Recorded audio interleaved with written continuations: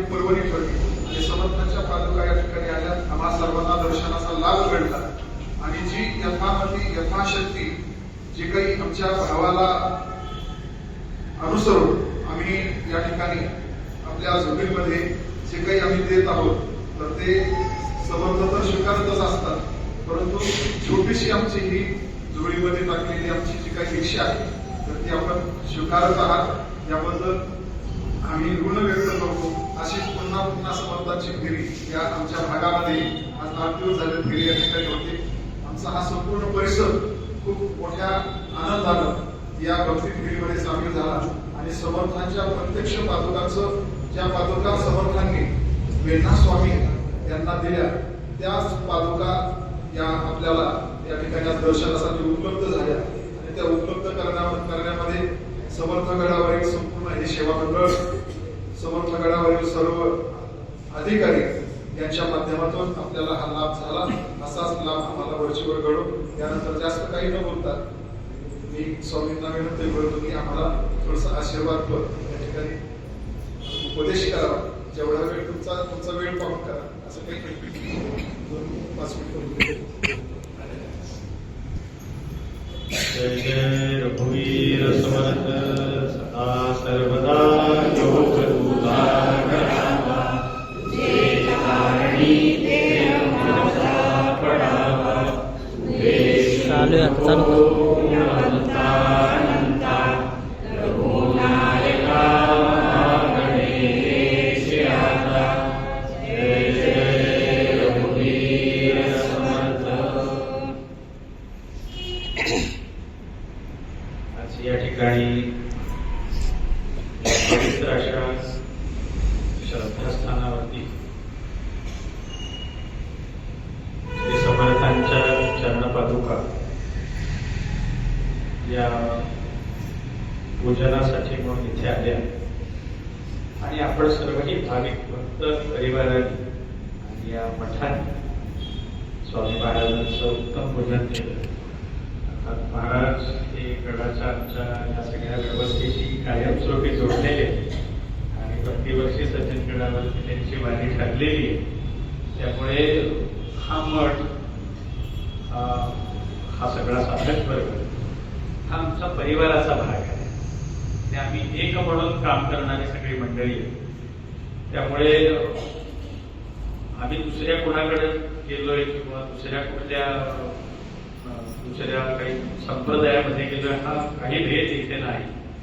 इथे आपण सर्वजण एकच आहोत. रामदासी एक झाला, भेद भाव तो बुडाला, अशा पद्धतीचं समर्थांचं कार्य आणि ते अनुसरून ही परंपरा या मठाच्या माध्यमातून महाराजांच्या मार्गदर्शनाखाली अखंडपणे चालू आहे.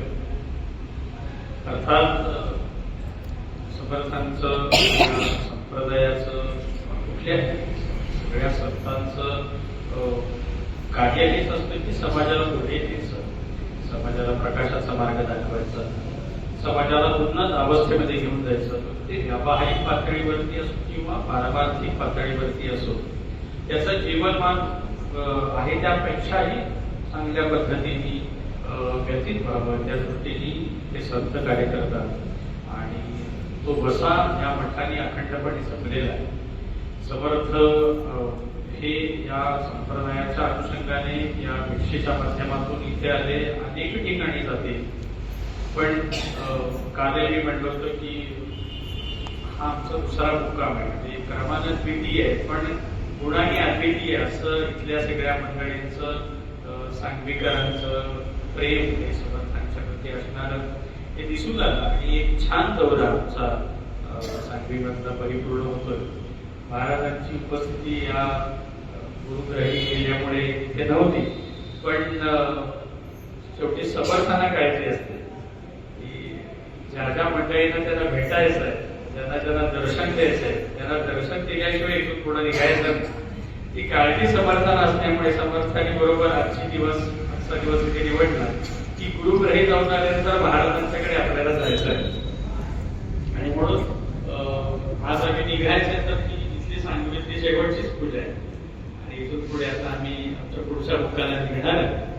पण मी म्हणतो की जे काही आपण व्यवहारामध्ये काही गोष्टी आम्ही गृहीत धरतो की होणार नाही, पण त्यांनी त्या बरोबर सांभाळलेल्या असतात आणि कुणाकडे कधी जायचं आणि कुणाच्याकडून पूजा स्वीकारायची ते त्यांनी उत्तम पद्धतीने सांभाळले. आणि आपण पाहतो की हे होण्याच्या पाठीमाग महाराजांचे असणारी समर्थांवरची निष्ठा, समर्थांवरचं प्रेम आणि समर्थांच्यावरती असणारे सेवाभाव हा समर्थांना इथपर्यंत खेचून घेऊन आणि त्यांच्याकडून पूजा स्वीकारल्याशिवाय सांगणे सोडायचे नाही हे समर्थांनी ठरवलं असल्यामुळे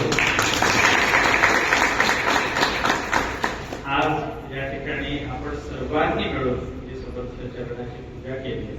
महाराजांनी सांगितल्यासारखं की स्वतः समर्थांनी वेणा स्वामींना या पादुका दिल्या आणि या पिरस मठात असतात या 2 महिन्यासाठी म्हणून या संस्थांच्या दौऱ्यासोबत असतात. 2 संच आहेत, एक कायमस्वरूपी समाधीजवळ वास्तव्याला असतो आणि एक या दौऱ्याच्या माध्यमासाठी म्हणून सगळ्या लोकांपर्यंत पोहोचण्यासाठी म्हणून हा संच इथे सोबत येतो. पण अर्थात हे दोन्ही समर्थ चरण पादुकाच आहेत, समर्थांनी वापरलेले आहेत आणि त्या दिव्य स्पर्शाने पुरीत पावन झालेल्या त्या पादुकांना आपल्याला स्पर्श करता येतो, आपल्याला त्याच्यावर डोकं ठेवून नमस्कार करता येतो. हे आपलं भाग्य आहे. संतांच्या चरणाचं मंत्र दिलं असं सांगितलंय. कारण संत चरण पादुका कशा असतात तर रामायणाचा एक प्रसंग आहे की जेव्हा भरतानी रामायणाच्या पादुका घेतल्या आणि अयोध्येमध्ये त्या राजगादीवरती त्या पादुका ठेवल्या तेव्हा काही जणांनी अशी शंका विचारली की पादुका का आणल्या बाबा, म्हणजे एखाद्या वेळेला तू रामायणाचा मुकुट तू घेऊन आला असता, रामायणाच्या डोक्यावर ठेवला असता आणि तो मुकुट पुन्हा इथे आणून ठेवला असता, तो राज मुकुट म्हणून तू तो कारभार चालू करत असताना त्या मुकुटाला समोर ठेवून आपण केलं असतं. पण मग भारताने उत्तर दिलेलं खूप छान होतं. तो असं म्हणलं की रामराय हे माझं दैवत आहे आणि माझे गुरु आहे आणि गुरुच्या चरण पादुका श्रेष्ठ असतात. आपल्याला शरण जायचंय तो शरणाचा संबंध हा चरणांशी असतो. आपण नुसते राजकीय आपलं वातावरण आहे तर नुसते नमस्कार करणारे अनेक जण भेटते, पण चरणाशी नतमस्तक होणं हे या आध्यात्मिक परंपरेचं पहिलं लक्षण आहे किंवा ती पहिली पायरी आहे असं म्हणतो. पण भरताने सांगितलं एवढ्यासाठीच म्हणून मी त्या पादुका आणल्या नव्हत्या. माझं जीवन हे रामरायांच्या या संपूर्ण कार्याचा कार्यभार सोपवण्यासाठी म्हणूनच आहे. पण पादुका आणण्याचा हेतू एवढाच आहे की पादुकांचा जो गुणधर्म असतो की ते सगळ्यांना तारून देतात, त्या तारण्याच्या त्या वृत्तीसाठी म्हणून मी त्या पादुका आणल्या. आणि मग भरताने असं सांगितलं की आपण जेव्हा पादुका बघतो तेव्हा त्या काष्टाच्या पादुका असतात, म्हणजे लाकडाच्या पादुका असतात, त्या पाण्यावरती तरंगतात, त्या पाण्यावरती तरंगतात आणि सामान्य जीव जो आहे हा बुडतो. सामान्य जीव या भवसागरामध्ये पार होऊ शकत नाही, हा बुडणारा जीव आहे आणि या जीवाचं शिवात रूपांतर करण्याचं सामर्थ्य या पादुका राखतात. ते कशा पद्धतीने राखतात तर पादुका ज्या आहेत त्या खालच्या तळव्याला जो वरचा अंगठा असतो ना तो जोडण्यासाठी म्हणून एक खेळा बांधलेला असतो आणि तो खेळा जो आहे हा खेळा म्हणजे मी जीव आहे. मग नुसता जीव जर त्या भवसागरात पडला तर तो बुडून जाणार आहे, कारण भूखंडाचा खेळा नुसता पाण्यात टाकत तरी बुडतो. पण तो जर पादुकांसोबत राहिला तर मात्र तरंगाचा राहतो. भरताने असं सांगितलं म्हणून म्हणे मी या पादुका आणल्या, कारण माझी ती जी अवस्था आहे त्या जीवाची मला त्या शिवामध्ये रूपांतरित करण्याचं सामर्थ्य या पादुकांच्या मध्ये आहे आणि म्हणून मी रामरायांच्या पादुका घेऊन इथे आलो. आणि मग या कारभार जो आहे तो रामरायांचा मी करत असताना त्या चरणाचं मला सतत स्मरण झालं पाहिजे, त्या चरणाशी मी सतत शरण राहिलं पाहिजे आणि म्हणून मी या पादुका आणल्या. त्यामुळे या संत चरणाच्या पादुका ह्या आपल्या दृष्टीने खूप महत्वाच्या आहेत. असं म्हणतात की संत चरण रज लागता सहज वासनेचे बीज दळवले आहे. तद्वत या समर्थ चरण पादुका आपल्या सर्वांच्या ऐहिक आणि पारलौकिक या सुखासाठी म्हणून इथे आले आहेत.